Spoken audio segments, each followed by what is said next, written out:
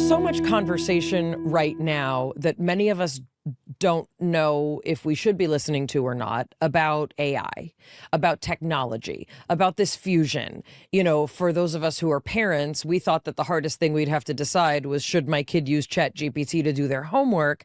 And now the questions are we as humans more comfortable with communicating with an AI friend or an AI therapist than with another human? As artists, many of us are curious where our place is in a world where we're being told, as actors, we are necessarily not needed in certain ways. As writers, you know, ChatGPT can do things that I can't as a writer. You know, I think many people are sort of feeling confused.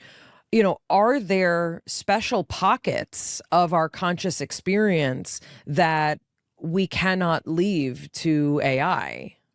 Great. Yeah, it's a good question. So the current AIs are these large language models, and yeah, I use them. I use ChatGPT and Perplexity and so forth, and they're very, very helpful. But I also know how to ask them questions that reveal that they're dumber than cucumbers. Give me an example. What they don't understand what they're doing, they get confused, and I actually have to, when I'm having them edit manuscripts, they will do like bloopers all the time, bloopers that I wouldn't expect, you know, a high school student to do. And I'll get these bloopers, and I have to sometimes have to have them go 4 or 5 iterations before I get something that I finally say is free of dumb errors. So what they're good at is finding correlations. They're really good at they can read lots of material and find correlations, and that's what I use them for. Is that, I mean, before I had to do literature searches myself, and it was very, very hard. And they've done all the literature search, but that's not intelligence. That's just mass memory, right? That's and then good searching procedures. Now, there are new approaches. There's an active inference kind of approach that Carl Friston and others are doing, which would be a next generation of artificial intelligences, which I think are going to get closer to what we might call intelligence than large language models. Large language models are just correlation devices, effectively. And they're very, very useful, and I'm paying for them, so I'm for it. But I'm not too worried about them being smarter than me. I am impressed that they have more memory than me, but that's not a big deal. We sort of knew computers could do that for a long, long time. Well, yeah, I'm actually trying to think of all the times in my life that someone's been like, "You're so smart." And usually I just say, "No, I'm just holding a lot of information." You know, I'm making a lot of associations, or like, I really love words and grammar. So if you ask me the difference between two words that many people would subtly interchange, I've got a really deep understanding of, nope, those words are not the same thing. But you know, what makes me what makes me a conscious person, what makes me able to generate emotional intelligence and connections, you know, those are not things that I plan to outsource, right? Right, and I don't think we have to worry about AIs being conscious in that kind of sense. That, as I said earlier with the simulation theory, I don't think that computational systems can de novo give rise to consciousness. This is just not right. Now, they can give rise to behaviors that we enjoy, that are helpful and intelligent in certain ways. That's perfectly fine. But creating, I'll put it this way, there is no scientific theory at all that can say for any specific conscious experience, like the taste of mint or the smell of chocolate or something, that what specific computational procedure must give rise to that experience. If anybody says that AIs can be conscious, just ask them the very, very simple question. Okay, well, we have trillions of conscious experiences. It should be like shooting fish in a barrel. Pick one and give me your theory. Tell me exactly how a computer or some physical system could give rise to that conscious experience. This is not where I'm interested in science, not hand wave. If you think that's true, give me a mathematically precise account of one conscious experience. And I will tell you, I know the field, I know the players. They're my friends and colleagues. They're brilliant, and they can't give you a single one because they're dumb. It's because it can't be done. It's just simply the case that conscious experiences do not arise out of physical processes. And so that's the simple question to ask anybody. You think conscious experiences arise from physical systems like computers? Give me one theory that science has done, like the taste of mint or the smell of garlic. Give me one. Until you have one on the board, there's nothing to take seriously. There's literally nothing to talk about. You have no theory. So there's no science. Now we have now they'll say, well, no, Don, we've done all these neural correlates of consciousness. I mean, mean, you're a cognitive neuroscientist. Don't you know about all the? Absolutely. I've been involved in these neural correlate studies myself, fMRI and EEG and so forth. Can even go down to the electrophysiological level, meaning we know what is happening on a sodium and potassium level Absolutely. for many of these things, and we know what's happening on a voltage level for many of these things, right? This is an Absolutely. action potential. This is a firing, right? When you think of what we didn't used to know about, for example, multiple sclerosis that we now know, right? We know so many things about what at the time that I chose my major was this is the smallest unit of understanding about the human conscious experience that we can have, right? The neuron, the voltage, right? So we can even know it at that level. But, and I have a colorblind son, it wasn't until I started thinking about what he sees versus what I see and what he perceives and what we call things and just the nomenclature, and when he was little and we'd go to a restaurant and, they have those kids coloring mats that they give out. And he would say to me, give me the brown for the tree trunk. And I would say, whichever one looks brown to you is brown. And he said, no, I want it to be what other people perceive as brown, right? Like, what an interesting shift in perception, right, that we can have. Very, very interesting. Yes. We recently spoke to a staunch materialist who is on the back of your book. It's Steven Pinker. Yeah, we're good friends.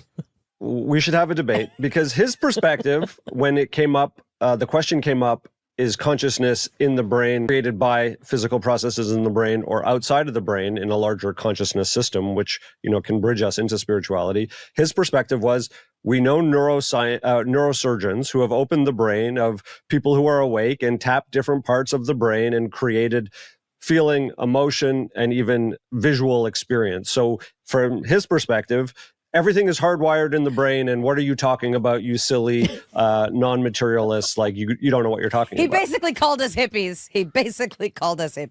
And that we think silly things. So how, from your perspective, is that wrong or misguided? Well, Steve is a good friend, and he's helped me many, many times over the years. So I have only good things to say about Steve, and he's brilliant. So first, I would say, of course, there are all these neural correlates of consciousness, absolutely, and we should study them. And I'll make it even stronger. We know that recording from certain areas of the brain, I can predict in certain experiments several seconds before you know what you're going to do, what you're going to choose, for example, to do, or when you're going to do it.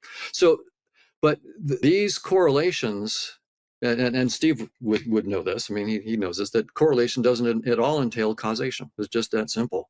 So the standard example that we give is, for example, rooster crows are correlated with sunrise. But that doesn't mean that rooster crows cause the sunrise. They're correlated. But that doesn't quite get to the one I got earlier, which is, I can know from brain activity several seconds before you know what you're going to experience or think and so forth. So how do you deal with that one? Well, think about it again this way. At a train station, you see a crowd of people, a few hundred people gather several minutes before a train comes. But if I see the people crowding there, I can predict that there's going to be a train with high probability that there's going to be a train. But part of that is, from what we know of what happens in in the premotor cortex, all of that simply means that our observation of action is not the same measurement that activity is actually occurring on. There's nothing magical going on, right? It's just that what we can perceive is, quote, later than the activity in the brain. So I can kind of explain that one away, but I understand that before we understood premotor cortex and all these things, we assumed that everything that we're experiencing is happening in this space and in this time, when that's actually not accurate. So we can kind of explode that concept out to really any form of measurement or perception, is what you're saying.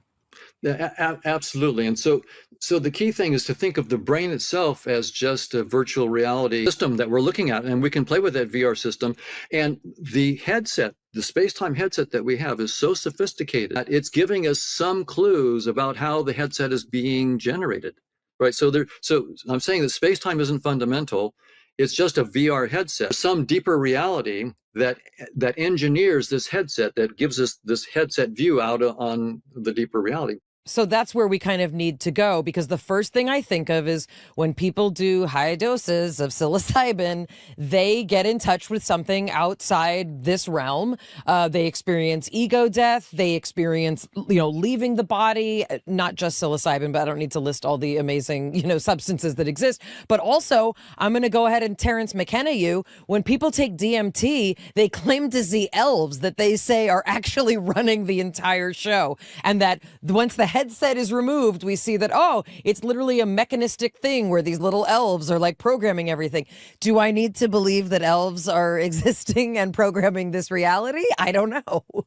Well, no, I'm a hard-nosed scientist. It may not sound like it when Sure. I'm talking about taking off this headset, but I'm very, very hard-nosed scientist about No, these and things. I'm not being facetious. I'm literally Right, saying that for a lot of people who are seriously in this field, they say, guess what? We know how to remove the headset. Yes, you can get there with deep meditation, but the universe has given us these incredible compounds that quiet down all of the noise of like, how do I look today? And why is she saying that? And what if this? And what happens when I die? What if it's like, guess what? We're all just like a floating collective consciousness, and there are little elves.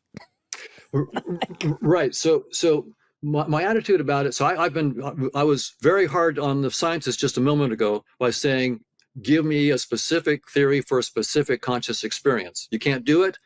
Okay. Come back when you've got something of interest. I'll do it the same thing to the spiritual sides, right? I was going to say, now the spiritualists are going to get it. Right. So the spiritual sides have been at this for thousands of years, and they've had all these interesting phenomena and so forth. And they've said for thousands of years that space and time are not the fundamental reality. Consciousness is the fundamental reality. So that means they owe us ultimately a theory of what's outside of space-time and how it gives us Einstein space-time. So what is your theory of consciousness? The spiritualists don't owe you anything, though. The spiritualists would say we are so outside of this space-time fundamental conversation that we don't even exist in a plane where there is the kind of proof that science even needs, right? There's that branch of spiritualists, too. I'll put it this way. This is maybe just a functional fact. If you want people to take you seriously in this age, you need to do something to show that this isn't. We have lots of evidence of hoaxes and mistakes and illusions from the spiritual side. I'm not saying it all is, but some of it is, and we don't know how much of it is. So what we need from that side is a theory that says this is a spiritual reality outside of space-time, or at least a description of a first level. I mean, I empathize and agree with spiritual traditions that say that ultimately reality transcends description. Perfectly fine. They go on and give descriptions about elves and so forth. So if you're going to give descriptions, then as a modern person, I demand descriptions that make sense, that make predictions. I have no interest in any descriptions except as a stimulation to the ideas to get to a deeper theory. But I want a theory that gives me, for example, Einstein's special theory of relativity. I want the length contractions and time dilations so you start with consciousness, you give me space-time, and you give me exactly the Lorentz transformations. If you do that, doesn't mean you're right, but at least now you're on the field. You're playing the game that makes you of interest. And so if you can start with a spiritual framework and give me quantum field theory or general relativity, something like that, mathematically, then I'm interested. And until then, I will listen to your ideas with respect. There's no science on the table. You've given me no, so I'm not going to take your thoughts as a scientific theory. I'll take them as perhaps inspirations that might lead to a scientific theory, but you're not playing the game yet. The game is give me the mathematics that makes the predictions. And I appreciate that. And I think, and also I'm not speaking on behalf of, spiritualists. And I think it's important to discuss. This came up a lot when the telepathy tapes kind of swept the nation, and, Joe Rogan in particular, brought the telepathy tapes to many people's, kind of consciousness, as it were.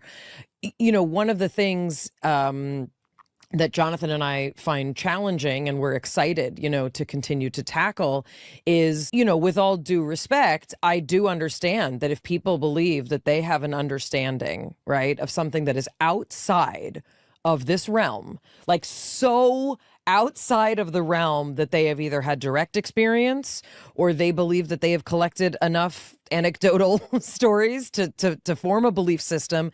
This is where I think we get this tremendous divide, because you do get people who say, I am operating so far outside of this reality that even the words you're using, asking me to come up with a theory and an equation, doesn't obey that, right? And for me, this is the most interesting part of the conversation that we're having, is Right. how do we take people who would say that any formulaic, any study, any double blind, any placebo conversation, the rules of something outside of this fundamental space-time existence simply do not apply, right? So when people say, oh, if someone can do remote viewing, we'd all be doing it and everyone would win the lottery. That's not true, because that's assuming that if one person can do something, everyone can do it. And what happens with psi phenomenon is we may be witnessing a different kind of evolutionary favoring of certain skills, certain perceptions, certain openings that may not obey the kind of rules of a double-blind Kaiser study. Right. Well, so that's a very good point to bring up. And I would say the following. So someone might say, I'm having these experiences, telepathy and so forth, outside of space-time and so forth. My first attitude would be, okay, great. I mean, I'm open to listening to these kinds of things as stimulations for ideas, for scientific theories. But if they then go on and say, okay, but this transcends any particular science, and there's no point in trying to go beyond space and time, and they say you won't be able to do it, and then my attitude is, okay, that is a prediction saying we won't be able to do it. So let's try. And if we actually come up with a theory, a mathematical theory of consciousness, which we know is not the final word, but it is a step of consciousness outside of space-time, and it does give us space-time back, then you were wrong.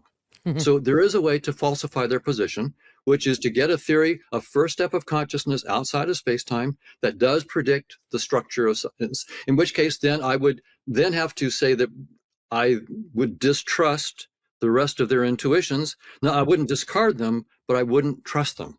So I think the bottom line from that line of argument is to say they may be right. The only way we'll find out is if we try to give a mathematical theory of consciousness outside of space-time. And if we get one that works, then those who said that they knew it couldn't be done were flat wrong. Great. That's really helpful.